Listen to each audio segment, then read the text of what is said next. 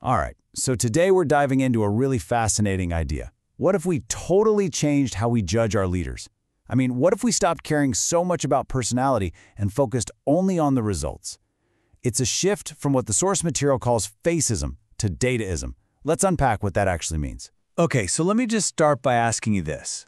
When you're sizing up a political figure, what are you really looking at? Is it their charisma, their title, just how they come across? Or are you digging into the cold, hard facts, the actual evidence of what they've done and the impact they've had?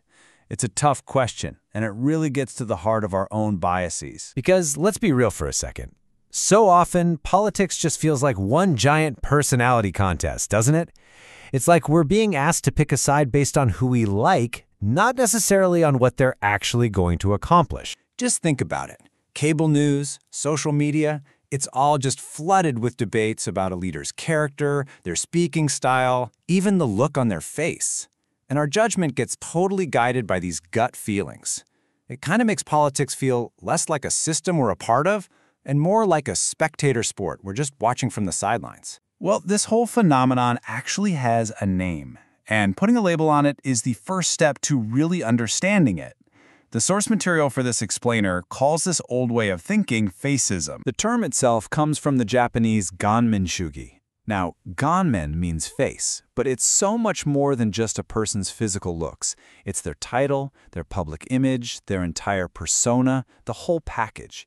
It's a political mindset where our judgment is based on all of that stuff, instead of, the actual policies they create. So let's break down how this faceism really plays out. It creates a world where who is talking becomes way more important than what they're actually saying. We decide if we like the person first, and that emotional reaction totally shapes how we view their policies. And the result? We risk becoming these passive spectators, just reacting with emotion instead of participating with reason. Okay, so if faceism is the problem, what's the solution?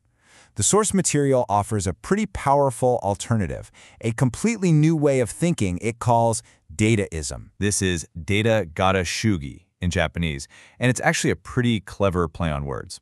It sounds like data stylism, but it's also a pun on a phrase that basically means resultism. It's a mindset that shifts our focus entirely to things we can actually check: verifiable data, hard evidence, and the real-world outcomes of policy. And you can see how this just completely flips the old way on its head. In dataism, it doesn't matter who's speaking. What matters is the evidence backing them up. The whole system is built around facts, impact, and transparency. And that's what empowers citizens to shift from being passive spectators to active participants who can actually monitor, evaluate, and even get involved. So let's put these two ideas right next to each other. The shift from faceism to dataism, well, it changes absolutely everything, from where we get our news all the way to what we value in a leader. It all starts with our source of information. We'd move away from the curated stories on TV and talk shows and instead pull directly from open sources like GitHub or public data APIs, places where the raw information is just out there for anyone to check. And that naturally changes how we judge things. We move beyond gut feelings, likes, dislikes, first impressions, and we start demanding facts, evidence, and a real analysis of cause and effect. The systems themselves have to become transparent. So instead of backroom deals and promises you can never really trace, dataism relies on verifiable logs and technologies, maybe even blockchain, to make every decision accountable. And our role as citizens gets a major upgrade. We go from reactive stuff, like firing off angry tweets, to proactive engagement, like participating directly in governance through policy reviews and secure e-voting. Ultimately, this completely redefines what we look for in a leader.